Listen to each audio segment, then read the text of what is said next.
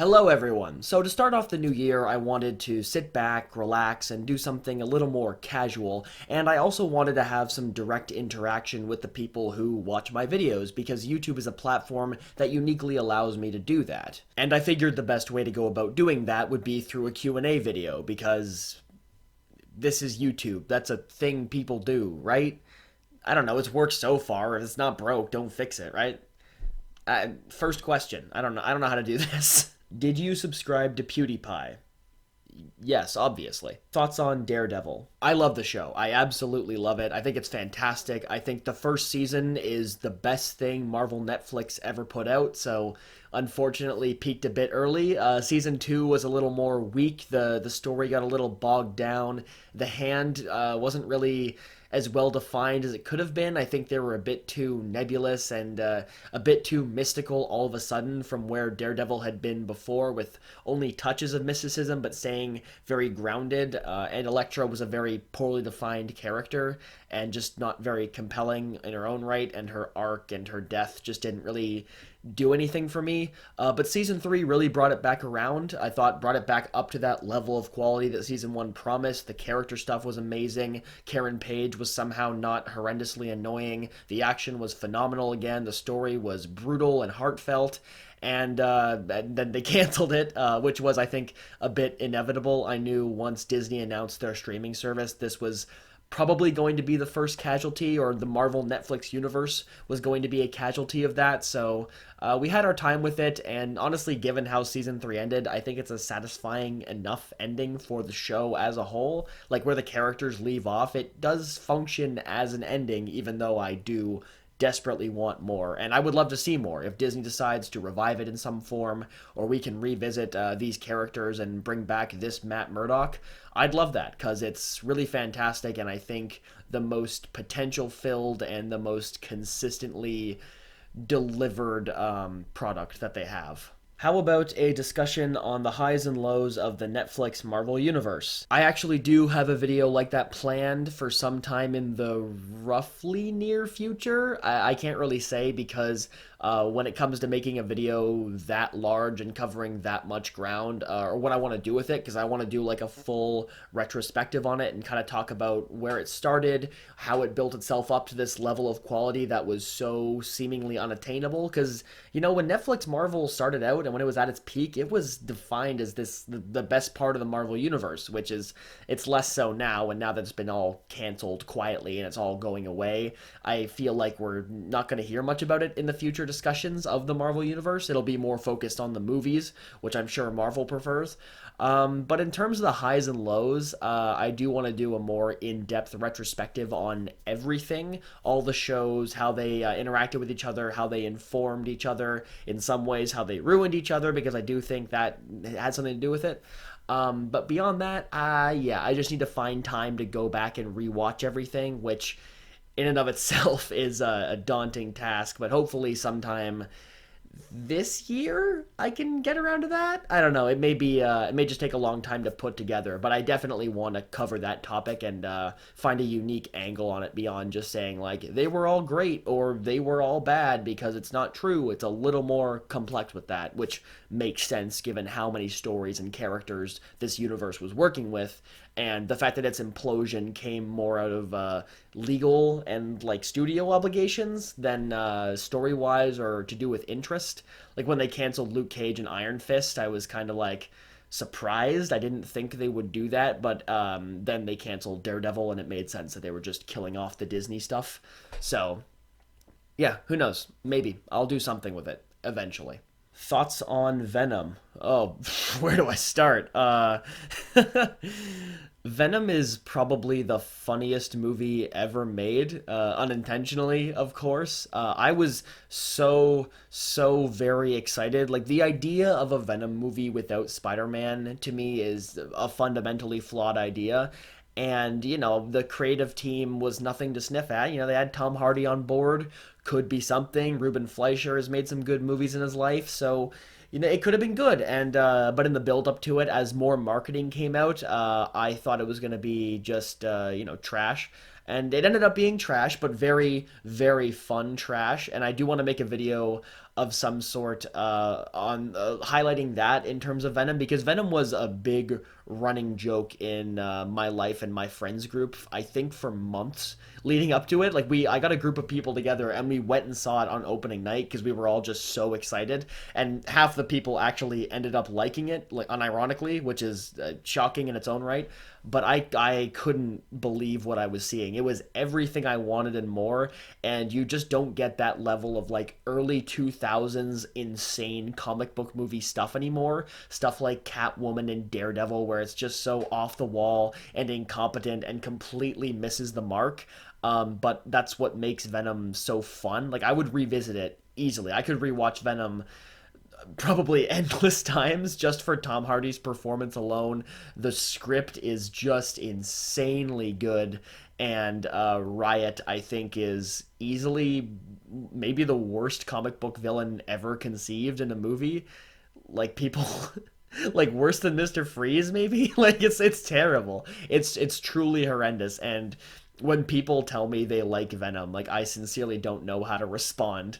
I mean, I am very much a person who believes that you can have your own opinion about movies, especially something like a comic book blockbuster, because they don't really matter that much in the grand scheme of things in terms of personal opinion. I'm not gonna start beef with you because you liked Venom and I didn't, but Venom's on a whole other level of like bad, where I can barely process it and I don't understand how people can like it. So talking to people about Venom who like it is more of a scholarly exercise than anything.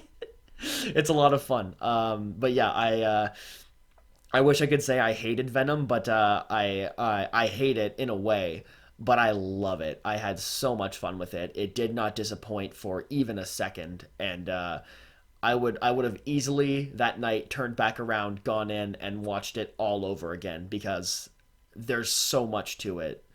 There's there's just so much going on. So many moving parts. It's such brilliant filmmaking.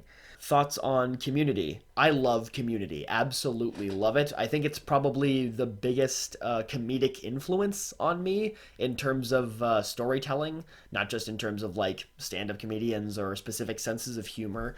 I think what Community was able to do, how it was able to reinvent itself every week, attack so many different genres in such an accurate and yet loving way, and the way it built its characters across so many seasons, and even with the production, how it was behind the scenes as the years went on and it got a little more tumultuous. Season 4 is obviously very shaky, but then bringing it back and sending it off on a very nice, heartwarming, accurate note, a very consistent note with what the show was building, even on such a different platform, such a different look and feel throughout time, but still maintaining the core of the show and what it meant to the creators. Like, you could tell Dan Harmon loved this with all his heart.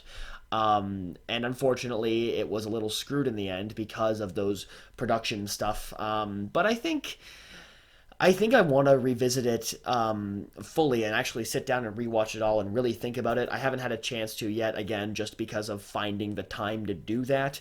But I've always had this idea for the channel where I've wanted to do these big retrospectives on finished TV shows that I love. And there are a few I want to tackle in that regard, and Community is the first one on my list. If I ever get around to doing that, it will be a big, huge retrospective, going through it, going through the characters and the stories and how the world builds around it. Yeah, I love it. Absolutely love it. Have you seen Into the Spider-Verse? If so, what were your thoughts on the film? Yes, let's stay positive. I love Into the Spider-Verse. I absolutely love it. By now, my 10 favorite movies of the year list is up and has been up for a couple weeks, so people will know that it's one of my favorites of the year. I absolutely love it. I think it's a work of art. It is unlike any animated movie or comic book movie I've ever seen, and I went and saw it again since I recorded and uploaded my 10 favorite movies of the year list, and I love it more every time I see it. I was getting choked up, which surprises me, because once I see something in a movie once, it's hard to emotionally get me with it again. But yeah, Spider-Verse somehow is just getting better and better with time, and I'm in for round 4. Honestly, I could go back right now and watch it. The opening just gets me so jazzed, and the way it builds Miles Morales' character is so much fun, and I've never known that character in any medium besides the Spider-Man PS4 game. So to give him such a perfect origin story in public consciousness, because I think well, I mean, obviously the way he started in the comics was a little shaky, more because of fan reactions to certain aspects of his character more than others, but I think this is the to me, this is the quintessential Spider-Man origin story now. And like I said in the top 10 video, I like what Tom Holland's doing, but if this was the only Spider-Man we were going to get from now on, completely fine with it. Go nuts. Keep making art, because this is art. It's fantastic. Talk about the Marvel movies before the MCU, or you could do a movie retrospective like Batman or action movies. I don't know. This one isn't really a question in terms of structure or content, but I do want to touch on this in a future video because I find it really interesting how the Marvel Cinematic Universe movies have homogenized and given us this very specific view of what comic book movies should be structured like and look like and feel like. And you know, the DC movies are a contrast to that, but when they succeed, stuff like Aquaman and Wonder Woman are much more in line with the Marvel way of doing things.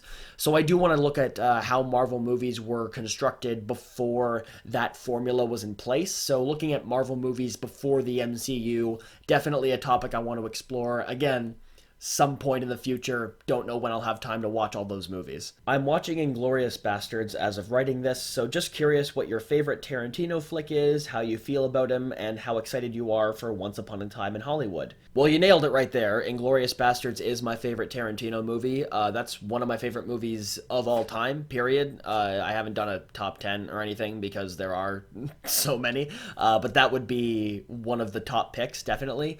I like Tarantino in general as a person. He's a bit shaky, but as a creative, his talent is undeniable. I love his writing style. I've liked all of his movies. I've never disliked one of his movies I've seen. I think they're all fine to great.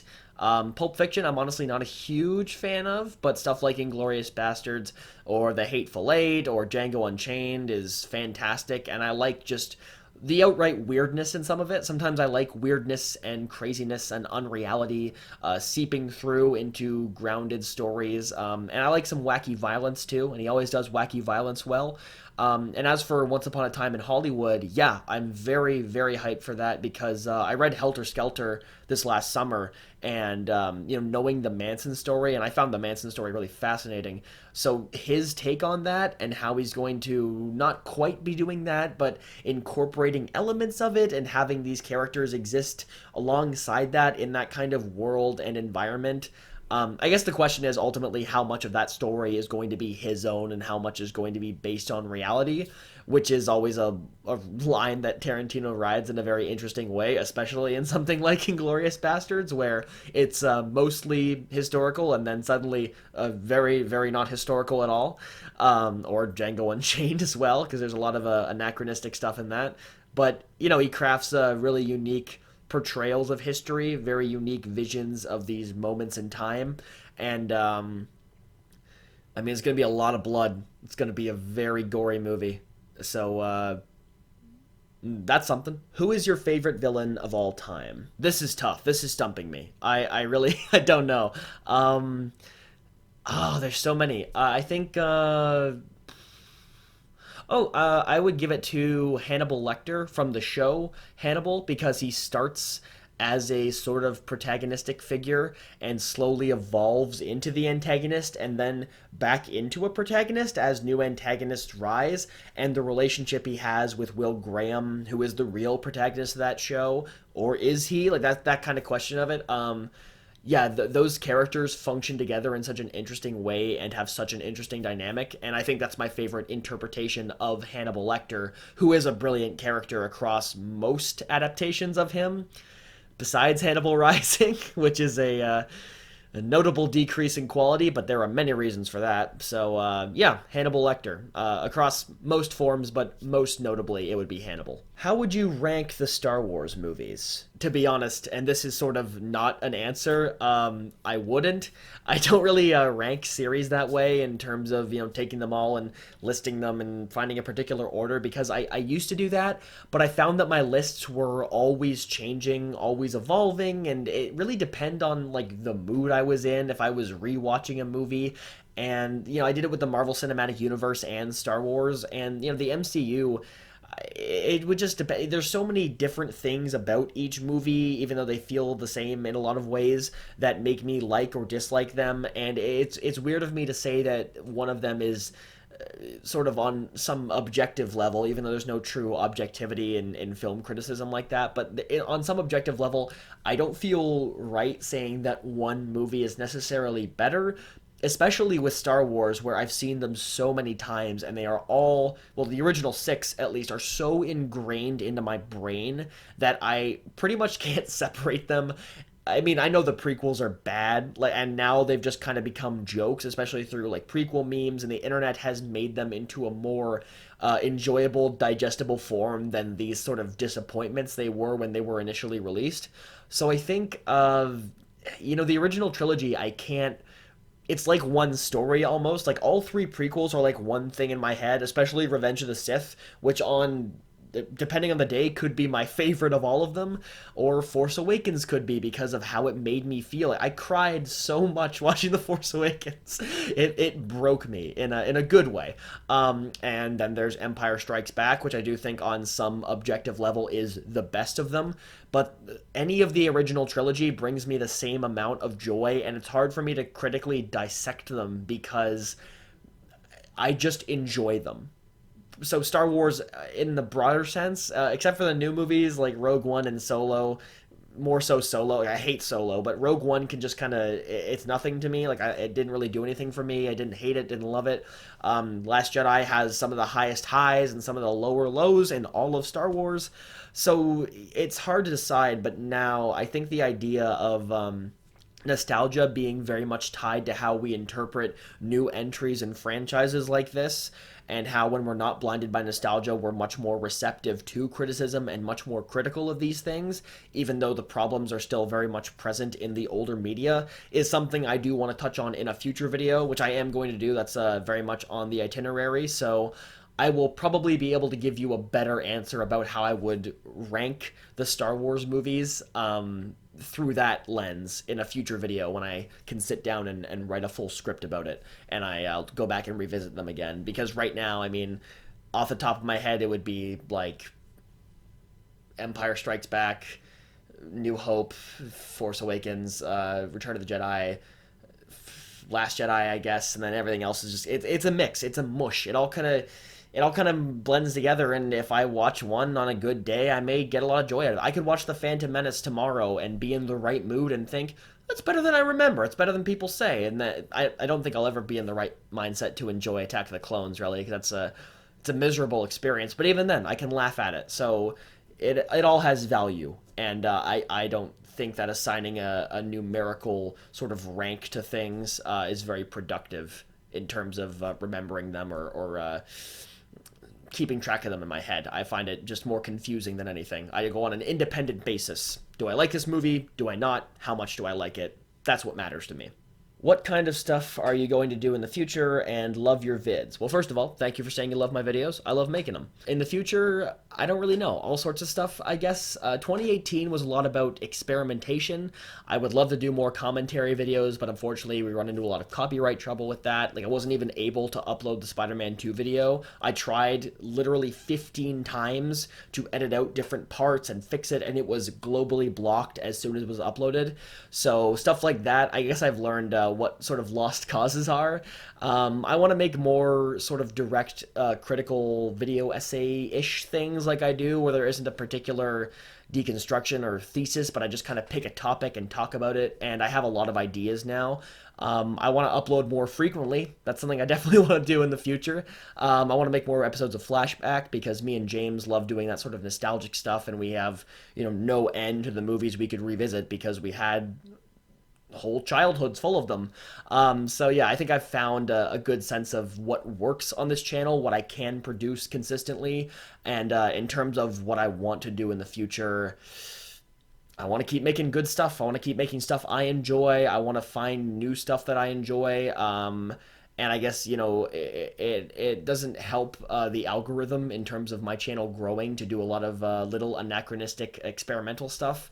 So I'm trying to find a common sort of style to keep things under, but I never want to feel like I'm doing the same thing over and over again. But in terms of what I'm going to do in terms of specific video ideas, you just have to wait and see, because honestly, I'm still formulating a lot of them, and they're just titles right now. They're just folders on my desktop, and I may not even be able to do anything with them because that happens a lot. Quite a lot, and it's very frustrating.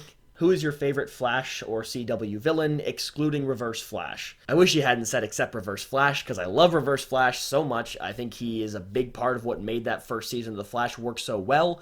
Another big part, though, and this is sort of on the flip side in terms of villainy I enjoy in media, is Captain Cold from The Flash, because he is so campy and goofy and weird and out there. Like, the line delivery, I forget the actor's name, I'm blanking right now, but his line delivery is so bizarre and over the top, and he is so aware of what he's doing and clearly just having a great time with it, and it makes him so fun to watch.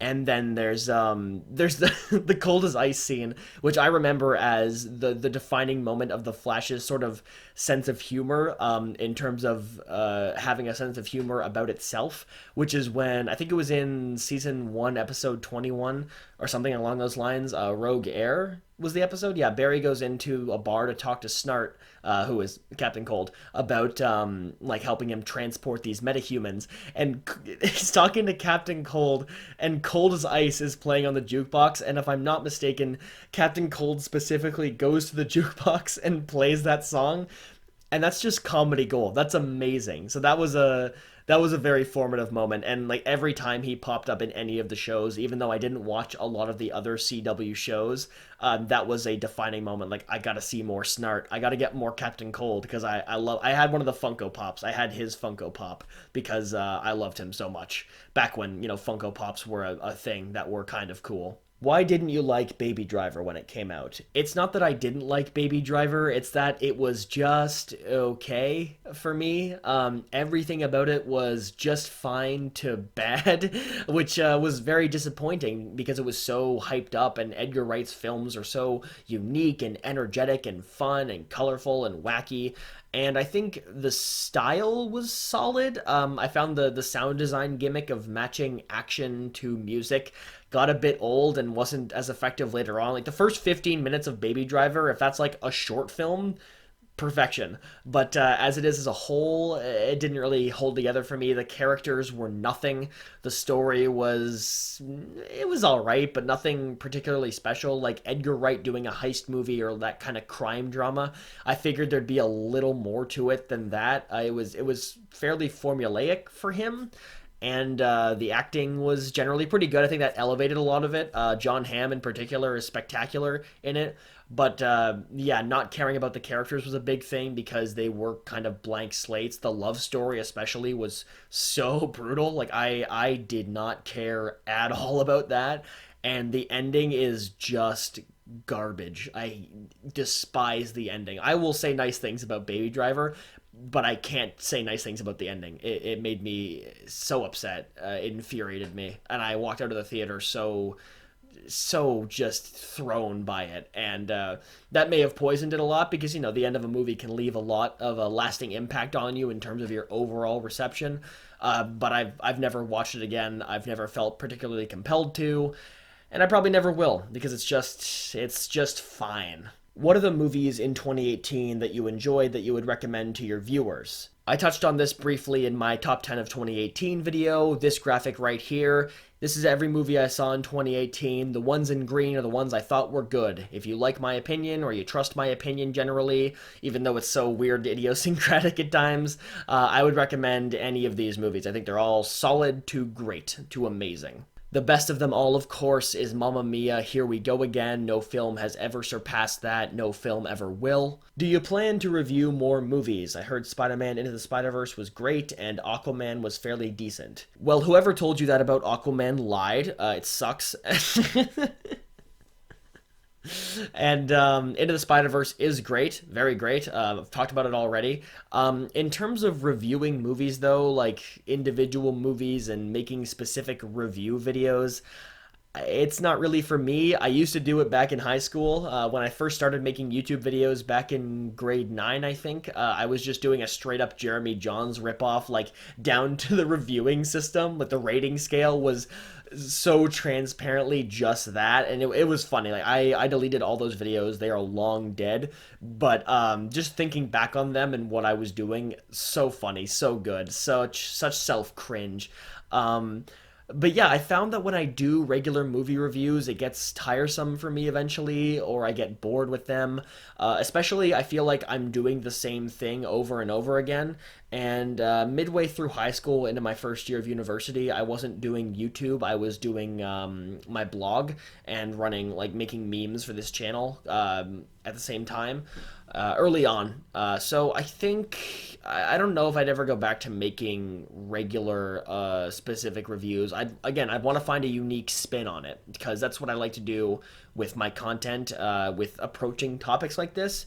But if I was ever to do something like that, like something simple and straightforward, I don't know how I'd do it in an interesting way or in a way where I wasn't just eventually saying the same thing over and over again and getting bored with it. You've made it pretty clear you don't like Iris or Felicity in the videos you've done on the Arrowverse. Were there any love interests on those shows that you actually liked? Um... Um... Patty Spivot was solid, I guess, and then she left before they ruined her, so she remains a good character in my mind. Um, Besides that, no. Thoughts on the Hellboy movies? I love them. I absolutely love them. I think Guillermo del Toro is a visionary director, and bringing his unique sensibilities to the comic book genre was such a gift to that genre. The first two Hellboy movies that he made, unfortunately, never made a third. I love them both equally, I think. The first one may have a bit of an edge over it, but Ron Perlman is perfect. I haven't read the comics, so I didn't have any stake in whether they followed those or the accuracy of the world to the comics. But as movies, I think they're fantastic. And I haven't revisited them in forever. With the new movie coming up, which looks... I don't think it looks very good, to be quite honest. It looks like... I mean, closer to the comics, from what I know, at least, from what the internet's told me. So that's interesting, but again, I haven't read the comics, so I don't particularly care. I hope it's a good movie. The marketing so far has not put that inspiration in me. This seems like a fairly pointless reboot. I wish they'd just done a number 3, like everyone, I think, or some people think it looks good, I'm sure, but yeah, it just looks like a fairly goofy, lighthearted, inoffensive sort of comic book movie, and that's something too. If it's just fine, cool, but I would have wished for something great instead, and I think Hellboy 3 with Del Toro could have been that. So yeah, and also Mila Jovovich, I don't know why they cast her. She seems like the kiss of death for a project like this. It's bizarre. She must have an in with the studio or something. Very weird. What would you want to see from a Star Wars anthology movie? Nothing. I don't like the Star Wars anthology movies. I don't like the idea of them from the ground up. I don't like the stories they're choosing to tell. I think it's lazy and boring and trite and retreading ground that doesn't need to be retread and explaining things that don't need to be explained. There is no reward in seeing them. There is only detriment to the movies that came before and how I view the universe overall. Solo was garbage. Rogue One was a flatline. I don't want any more of these. I'm glad they're probably not making any more. You want to do something like this, set it in a fringe point in time, a fringe point in the universe, and do something wild and unique. I hope The Mandalorian doesn't get too bogged down and stuff like this, and I feel like they're going to try to squeeze some fan service stuff in there, but if the whole point of your movie is to say, like, this how this character can do that, or this is why this happened in this movie, like, I never had a problem with this stuff before. I don't care. I like the new Star Wars books, to be honest. The new canon stuff is okay, some of it. Keep stuff like that contained to that medium. Do interesting stuff with the movies and TV and stuff. You want to tell backstory, put it in a book, put it in a comic. Don't waste the resources. Don't waste my time. Will you ever do a fixing movies and TV shows thing on your channel? In all honesty, No, I don't find that to be a particularly interesting genre of video. Because I value my opinion only in as much as it is my opinion criticizing something, and I don't think I'm smarter or more talented or better at screenwriting than the professional screenwriters who do this kind of stuff for a living. I will criticize them, but I will not pretend that I am better at it or I would be better at it. I would much rather put that energy from writing or rewriting stuff into the scripts and shorts that I write myself for stuff I hope to make in the future, because I think it's a much more valuable writing exercise than saying, what if this has happened in Spider-Man 2? Like, I don't, that doesn't interest me at all. I don't really watch those videos, and I think they're a little self-important, in all honesty. And I'm trying to retain a sense of humility about myself in these videos, even though it doesn't seem like that at times. I'm sure my main goal is just to be like, here's my opinion. This is what I think about something. Not here's why I'm a better storyteller than so and so, because I don't want to put that kind of label on myself, because it might not be true in a lot of cases. If you could pick 3 things, shows, movies, or video games that you would honestly like to see get a reboot, what would they be? This is a difficult question because I'm a firm believer that if stuff is good, leave it alone. Make new things, make interesting things, but in terms of reboots, I would have to go just adaptations. I would say the Percy Jackson movies. Someone could do those right, I'm sure. There's a lot of good stuff in those books, and the movies so far, let's say the movies, let's not say so far, that's a little optimistic. They're not going to make a third one. The movies did not do them justice at all. In the same vein, Aragon, a lot of good stuff in those books. I would love to see it as a series in some form, if they could get a good budget for it, because there's a lot of stuff in those books that would be difficult to do on a TV budget, but something like Netflix or Disney Plus or Hulu, like a big prestige series, or HBO. I don't know. I think it would function more as a series than as a series of movies, because they are big, thick books. And the last one, honestly, this is a bit of a joke, but I will say honestly, Citizen Kane. Because why not? Like, what are you going to do with it? Who's going to direct it? Who's going to write it? Who's going to star in it? Like, what is the modern day equivalent to trying to make a Citizen Kane? Just watching the descent into madness it would put the internet through, and the production would be so weird. Like, every choice would be scrutinized so specifically. Actually, no. The Godfather. That would be my choice for, like, joke answer, because I would love to see, in a modern context, trying to remake The Godfather. Just the reaction alone would be worth it. What do you want to see in episode 9? Honestly, I don't really know. The Last Jedi changed a lot of my perceptions of where the series was going to go, in a good way, for the most part. So honestly, I just hope J.J. Abrams doesn't take the fact that so many people were angry at The Last Jedi as a cue to just do a rehash fan service cluster of nonsense. I'm worried that we're going to see a very simple, familiar Star Wars story, and since this is ostensibly going to be the end of the saga movies and the Skywalker saga for the conceivable future, which I think it should be, because that story has mostly been told, and Kylo Ren's story, which is the one I'm mostly interested in, however they conclude that, just give Kylo Ren a good ending. That's what I want. Give Rey and Kylo Ren a good ending, because the connection between them is so dynamic and compelling, and I just hope it doesn't end with Rey cutting his head off and we won, the end. And I think, unfortunately, there is a over 50% chance something like that is going to happen. They're going to pare back all the complicated, unique moral grayness that Rian Johnson set up, and just be it's good and evil again. They're going to fight, and the good guys are going to win, and everyone's happily ever after, and then in 20 years, no, it's not. I want something different. I want it to end on a note of finality, and make it feel like a real ending, a palpable, solid, emotional ending, because I feel like Star Wars hasn't given us one of those yet, and I would love that. I would love to feel like I'm seeing a conclusion to a Star Wars story. Would you consider a Patreon so we can view videos you can't post to YouTube for one reason or another? You can't let that hard work go to waste. Well, I appreciate your support of my hard work. The Spider-Man 2 commentary video is probably going to be a running joke on this channel for a while, because it exists. I have it. It's complete. it went through 15 versions, and I refined it and cut it down, and I just can't upload it. I physically can't upload it. I don't know about a Patreon, honestly. I've never really considered it. I mean, I wouldn't say no to more money, but it would mean producing more content, which I wouldn't be adverse to. But I am in university right now, and the main obstacle to creating content as consistently as I would like to, or just getting into a routine that I would like, is because of university and because of trying to maintain a social life. And those things tend to bleed into producing stuff this regularly. This summer, I'm really trying to buckle down, unless I have a part-time job, which I hope to find. I do really want to get into YouTube as a main source of creative output, because I am finding it to be more and more rewarding as I commit to it more and more, and as I get into the groove more and more.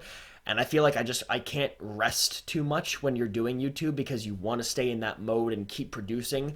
And while it can be exhausting at times, I find the reward of finishing a video and getting it up and knowing I have a few more projects on the way to be invigorating and inspiring and keep me pushing forward. And then I have to write like 3 essays, so I lose a couple weeks, and then I kind of lose the groove, and it takes time to get back into it. So yeah, it's more about balancing time. So post-graduation, if I stick with doing this in a significant way, maybe I will do Patreon stuff. Maybe I'll do more straightforward movie reviews and stuff like that. Maybe commentary videos can come back if I can upload them without worrying about copyright stuff. Or I'll do full-length commentary tracks just so I can have more content out there and interesting stuff like that. I don't know. I haven't considered it that much right now. The channel is going to be the channel, and the revenue I make from it is very, very helpful. Very helpful. So hopefully I can continue to let that keep going because I need to eat. Is superhero fatigue a thing for you? Favorite MCU movie and Marvel TV show? Well, first of all, superhero fatigue, kind of, because honestly, it does feel like as I absorb more and more media, the superhero movies are getting a little more generic to me. Like Infinity War was in many ways great, but it didn't quite hit me as hard as it would have, say, 2 years ago watching it, in terms of how I absorb and analyze media now. Sometimes they can still break through, but I'm finding comic book movies and superhero projects generally less appealing to me, and I find that when I watch stuff like the DC animated movies, I'm not getting as much out of them as I used to when I was younger. Maybe it could be a matter of evolving tastes, but I do think just when you take in that much media of the same sort of genre and type, and characters are generally re-emerging, yeah, you lose a bit of that shine. But then again, Spider-Man PS4, which is a completely different experience in terms of absorbing the story and embodying a character like that. But I'm not averse to superheroes at all. I'm not going to go out of my way to avoid them. I'm going to see Captain Marvel. I'm going to see Endgame. I'm going to see Far From Home. I'm going to see... Honestly, I might not see Shazam. DC is just... I don't care. I don't care to contribute money to them anymore. They don't need it. I mean, Aquaman made all the money. But I don't think I really have any fatigue right now, specifically. But I think it's starting to set in, and I think I just need to be a little more selective about what I absorb and my expectations. Because honestly, if I go into every new one expecting the best thing ever, it's not going to be that. And I've killed that habit in terms of hype and expectations. I'm just expecting to have a fun time with the characters, and for comic book movies to give me what comic books give me, which is a fairly lighthearted adventure that I can enjoy, consume, and then forget about pretty soon afterwards. But that's fine. Sometimes entertainment's like that. Not everything needs to be life-changing, I think. And in terms of my favorite Marvel movie and show, it would be Winter Soldier and Daredevil. What are your favorite shows of all time? Oh boy, that's a loaded question. I mean, Hannibal is way up there. Mr. Robot in that same vein. Brooklyn Nine-Nine, It's Always Sunny in Philadelphia, Garth Marenghi's Dark Place, Mad Men. Excuse me. That's a loaded question. That may be a future video. I may have to sit down and specifically think about what TV shows are my favorites, because sometimes I'll just revisit an episode here and there and conflate that with how much I love an entire show. And that's not very fair, because there are some parts of some shows I love, absolutely love, that are terrible, even the best of them. So, yeah, I can't give you a good answer right now. Hannibal. Hannibal's the best TV show, probably. I don't know. I haven't watched a lot of TV. I honestly haven't watched a lot of TV. I focus more on keeping caught up with movies, which I can barely do in a year, or in the grand scheme of time. And I rarely have the time, honestly, or the patience to sit down and watch a full TV series. Sometimes it takes a lot for a TV show to really grab me and get me invested. And the last one that did it, I think, was I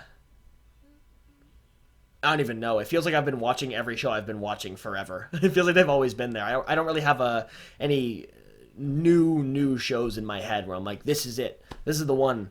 I don't watch Netflix originals that much because there's so many. That's the thing. The main thing with TV and me is there's so many, and I barely have time to watch the things I actually want to watch and devote like 2 hours in a night to watching it, let alone the days that would require to watch like all of The Wire or something. I want to have the time. I just don't right now. A detailed analysis on Black Mirror, or maybe a specific Black Mirror episode, would be cool. Again, not a question, but I agree with you. It would be cool, and that's why I'm gonna make one.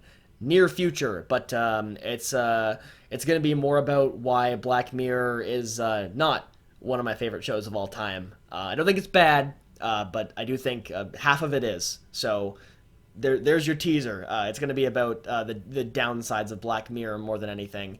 But yes, there is a specific Black Mirror video. It's coming in the near future because that won't take as long to totally rewatch. Who is your favorite member of the Suicide Squad? Slipknot. He can climb anything. Is that still funny? Are we still making that joke? It is to me. I love Suicide Squad. I can't help it. I love that movie. It's so funny. When are you making a Black Lightning video? What's your anticipated Suicide Squad of 2019? And what was the best Netflix movie of 2018? Black Lightning video, never. And I'll get to that in a minute, Alan. In terms of my anticipated Suicide Squad of 2019, this is a joke I've told Alan, who runs the I Seen That podcast, a few times about, where I think post-Suicide Squad, post-summer of 2016, every year there is a Suicide Squad, which is to say a blockbuster movie, usually a comic book movie, just to stay in that kind of genre, that is pitching itself as a very dark, serious take and ends up being the most hilariously incompetent version of its own story. In 2016, it doesn't have to be a comic book movie, but usually they're inspired by a story like that. In 2016, it was Suicide Squad, obviously. In 2017, it was Netflix's Death Note, which I've seen upwards of 6 times. So funny. You haven't watched it, I recommend watching it with friends, getting a few drinks going. Such a good time. And 2018 was Venom, obviously. Anticipating in 2019, I honestly don't know. I mean, Shazam looks all right. I would make a call on Shazam, just given DC's track record, and my opinion of their track record so far. Even the stuff that looks good ended up being bleh to ugh. So I would say right now it's probably going to be that Sonic the Hedgehog live action movie, because that sounds like such a disaster. Like I cannot wait to see that. I'll probably be there opening night, in all honesty. If the tone is pitched as being a little more darker and serious, then I think we got a new Suicide Squad in our hands, yeah. What do you think about Aquaman? You can probably guess by now if I haven't been too coy about it. Not a fan. Really not a fan. Can't believe I paid to see it, kind of not a fan. I did have some fun with it. I think the first third is the kind of crazy, wacky, funny stuff that worked for me generally, and I think if it had maintained that kind of tone, it would have been a more interesting thing. The second act is like Black Panther, but not interesting. And the third is just CGI everything. And yeah, look, I knew the Aquaman movie was going to have some CGI. It's underwater. They can't do that much practically with it. And the effects, I will say, looked amazing. Like, they were phenomenal. I think they were, if I'm not mistaken, they weren't added to the shortlist for the Oscars, which is ridiculous because the effects are really spectacular. But effects don't make a movie. Story and characters do for me. And the story was a weird amalgamation of things. It was far too long. There was no reason for it to be 2.5 hours long. And my God, did it ever feel like that at times.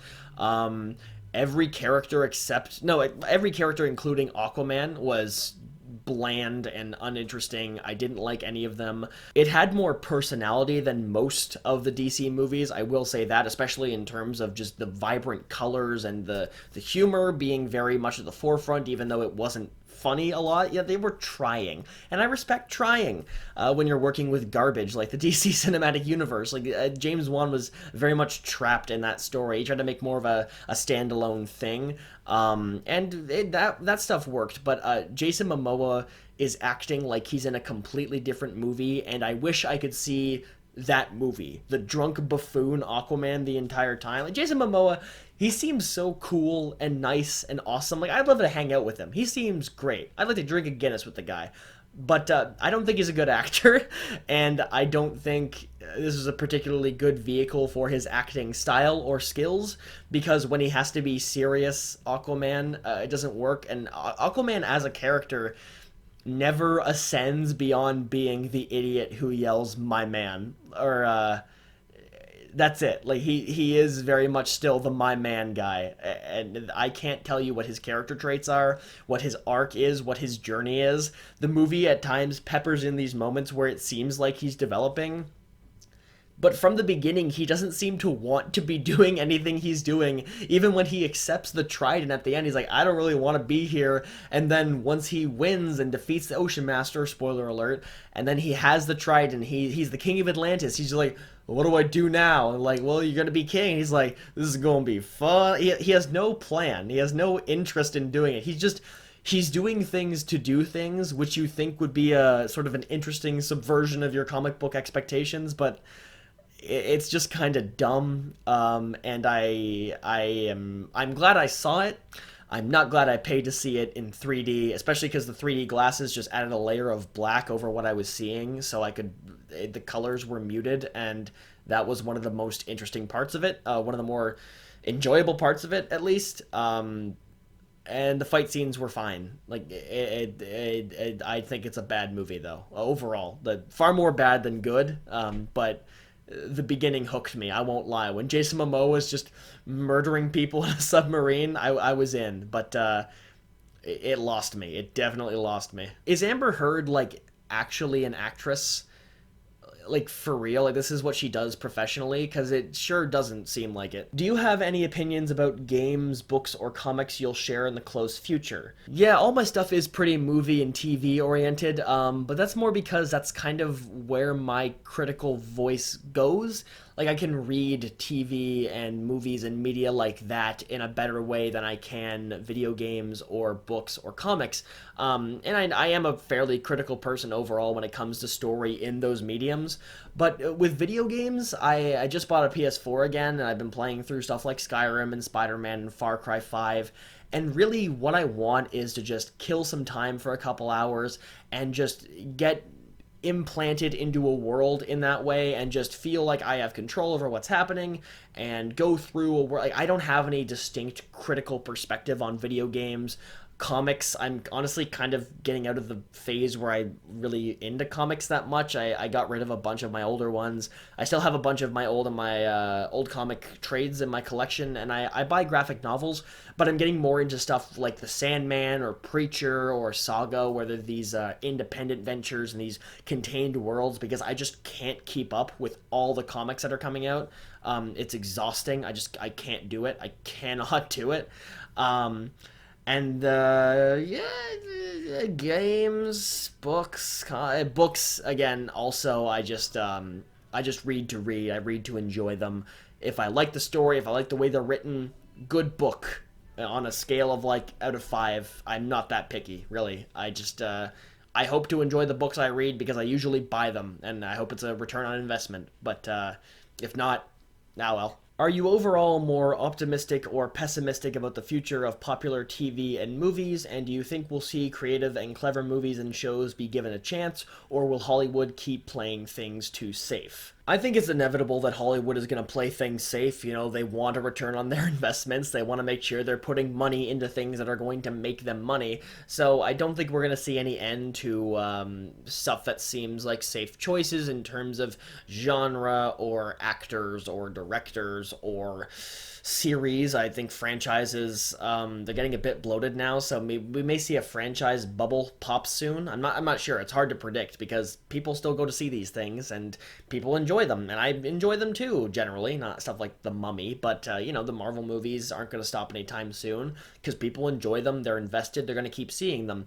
But still, things that seem like risks or more independent or too artsy or too abstract can come out and be big successes and can define new franchises and define new directors and actors and storytellers, because people do want things that are new. And as long as the stories are told well, or in an interesting way, or in an innovative way, or a unique way, people will go out and see them. I don't really believe that there is some fundamental disconnect between critics and audiences. I think everyone wants to see a good movie. The scale is obviously very different for what people want and how people evaluate things, but fundamentally we all just want to see good movies. And as long as they're making good movies, people are going to see them. People are also going to see what one would consider to be a bad movie, but that's the cycle.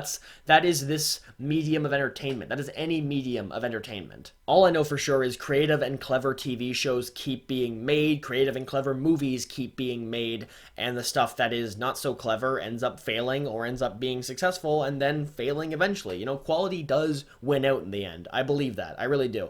So as for the future, I would say I'm overall optimistic, because I want to believe that I will continue to see good, innovative things that change how I perceive what movies can do. 2018 was big for that. It was a big year of me seeing things that were artistically experimental and innovative and inspiring, and in many ways it's informed my own critical and creative voice. Like, I wrote 3 feature screenplays last year. Are they good? I don't know, maybe. I had fun writing them, and I think they're creative, I think they're interesting, and they could use a lot of work. Everything takes work, everything takes time to perfect or get as close to perfect as you can possibly get in art, because it's not really a possible goal, but you do what you can. I'm definitely more optimistic than pessimistic, though, and I think as long as I can keep my focus on that, on enjoying the things I enjoy, on propping them up instead of tearing things that I don't like down, that fosters a more interesting environment for criticism and discussion, and I want to do that. What advice would you give to someone who is starting out on YouTube making videos? Number 1, upload more consistently than I do. Number 2,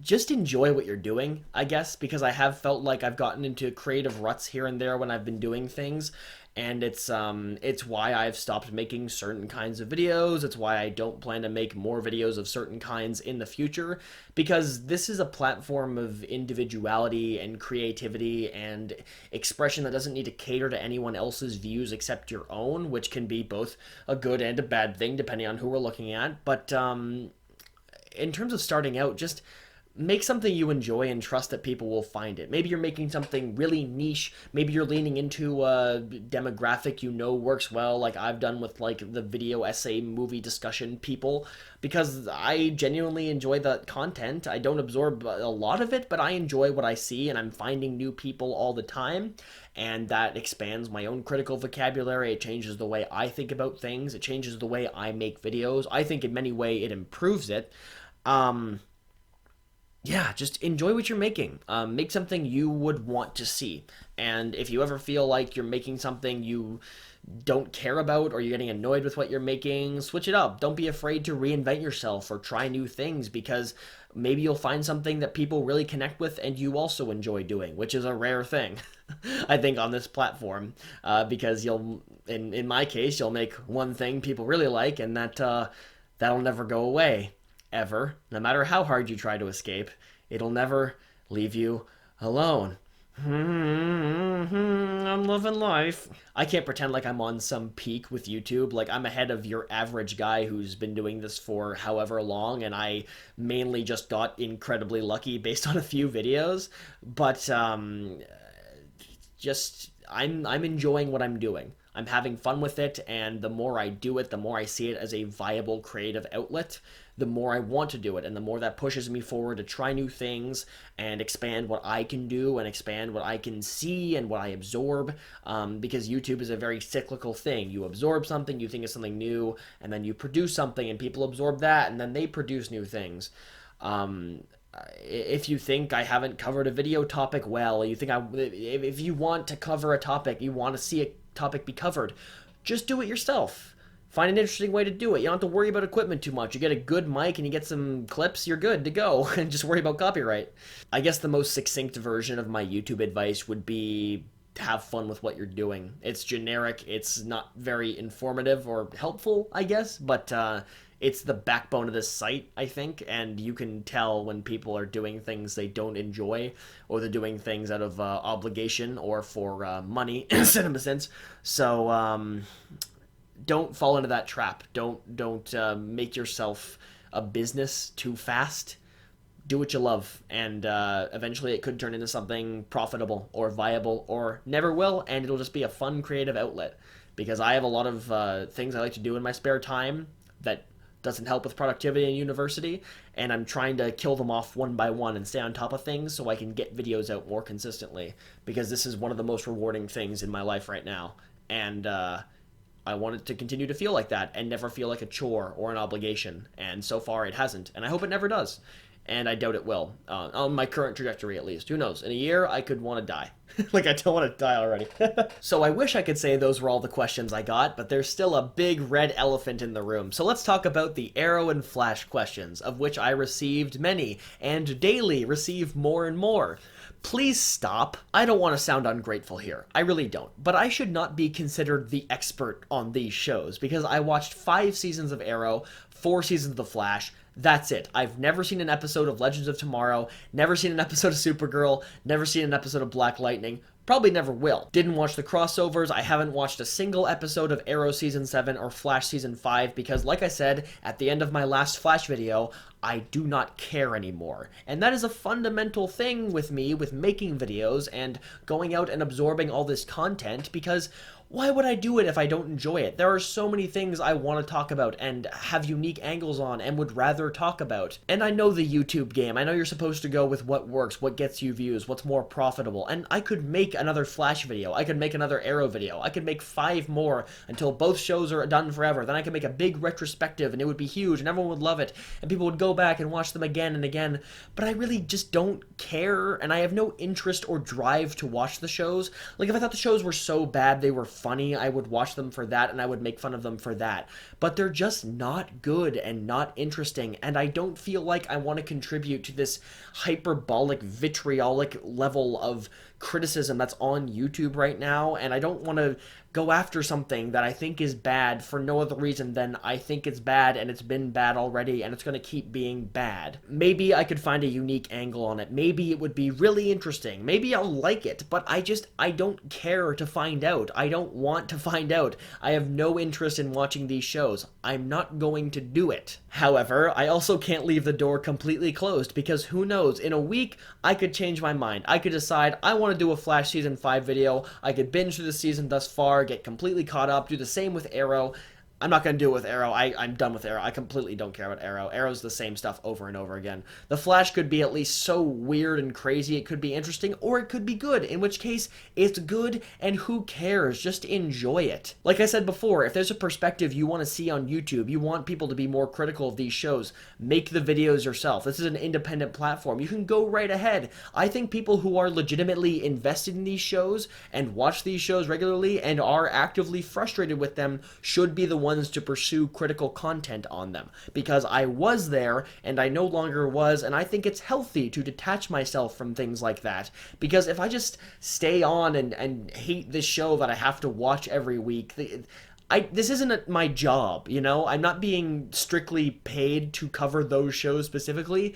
I would do it if I had a primary incentive like that. And maybe that'll be Patreon content someday, where I punish myself for your monthly donations so I can enjoy these shows or hate these shows some more.